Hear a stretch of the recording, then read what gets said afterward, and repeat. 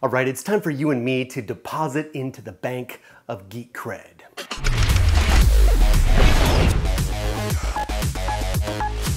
All right, so every geek's favorite pastime is to talk about the most exciting tech that is right around the corner. And first up is foldable screens. And I know, bendable, flexible, and foldable screens have been touted as the next best thing for seemingly forever.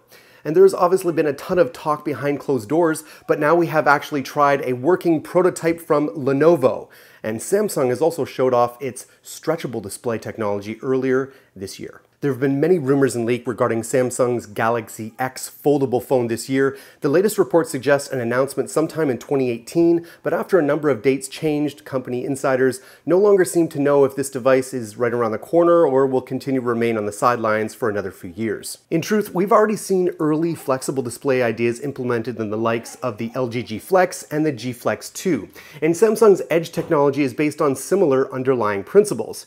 Even if super bendy smartphones don't become a thing, stronger, more flexible, and drop-resistant displays are definitely going to be a big thing for clumsy smartphone owners like me. Now, for those of you into completely bezel-less displays, under-the-screen fingerprint scanners are important. Now, fingerprint scanners and physical home buttons are two of the first things that have to be sacrificed for more screen real estate, but in and under the screen solutions are being developed when it comes to fingerprint scanners. Now, many people were disappointed that the under the screen fingerprint scanner technology was not implemented in the Galaxy S8, and it's now of course on the back and not the great placement, and it looks like, if rumors are accurate, that it won't be implemented in the Galaxy Note 8 either.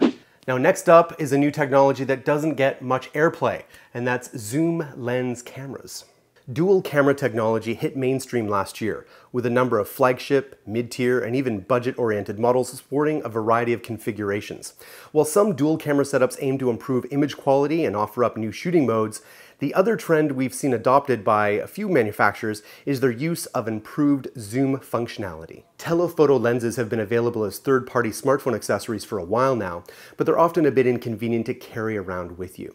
Both Apple and Oppo have shown that this technology can be packed down inside a smartphone, with the iPhone 7 Plus, Oppo R11, and the OnePlus 5 all boasting 2x zoom capabilities, even if not all 2x optical zoom. However, rumors have reported that Samsung may bring its own 3x optical zoom to the Galaxy Note 8. Cora Photonics has repeatedly shown off its 3x implementation and can also supposedly reach 5x optical zoom. Now, next up is something that I think is pretty cool, and that's VPS Indoor Navigation. Now, we all use GPS navigation for picking out driving routes and finding destinations, but a similar technology could be useful for indoor navigation too. At Google I/O 2017, the company unveiled its augmented reality VPS Indoor Navigation technology that will be enabled on Tango-equipped phones. The idea is that large shops, businesses, or warehouses can provide layouts of various products or important indoor locations, which Tango users can then use to navigate to desired items for purchase or other indoor locations easily. VPS uses a combination of computer vision, machine learning, and mapping coordinates to figure out the user's location and route to their destination, even in areas where GPS or data signal may be lacking. Now, for those of you who watch me all the time know that I'm a little bearish on virtual reality, but augmented reality, that's a different thing. Looking again to Google's Tango platform, we can see a range of possibilities, from sightseeing and education with Google Expeditions through to clothes and virtual shopping, mapping an entire room complete with textures in just seconds. Unfortunately, this technology is still probably 2 or 3 years away from mainstream commercial viability. But if these capabilities were mainstream already, people would probably use these apps without a second thought. You only have to look at Pokemon Go and Snapchat filters to see that people love augmented reality and they're willing to use them all the time. And there are almost endless commercial applications for augmented reality as opposed to a complete virtual reality. Now, of course, related to that is adaptive displays. Now, if augmented reality are really to take off, then variable refresh displays, which some manufacturers call adaptive displays, is going to be key. By syncing the GPU output to a display's refresh rate, screen tearing issues that can appear when performance temporarily drops or is removed, and a smoother, more consistent looking frame rate helps avoid nausea in VR. Even outside of virtual reality, variable refresh displays can have a number of benefits for mobile. Higher refresh rates can make animations look smoother and UI elements feel a tad more responsive, as well as improving the fluidity of games and video. At the same time, reducing the display refresh rate when the UI is static can help save on battery life, as pixels don't have to be updated as often. So what are you looking forward to right around the corner? And I know there's things you can get excited about that are 5-10 years down the road. I know I do, but I'm talking about stuff that's like 18 months just around the corner. Stuff that we will be able to use and talk about right here very soon.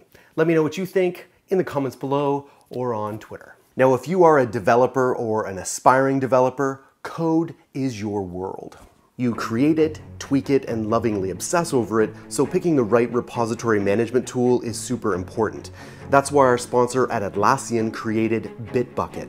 Bitbucket is the Git solution for professional teams helping over 5 million developers build with a purpose. Bitbucket gives teams of all sizes free private repositories with state-of-the-art features like the world's best pull request algorithm, built-in continuous delivery, and integrations with your favorite tools like Docker, AWS, and Azure. And because Bitbucket comes from Atlassian, you get the best Jira integration available. Bitbucket is for the code that takes us to Mars, decodes the human genome, or drives your next car. Visit bitbucket.org/forthecode to start your free account. That's bitbucket.org/forthecode. Try Bitbucket today. What will your code do?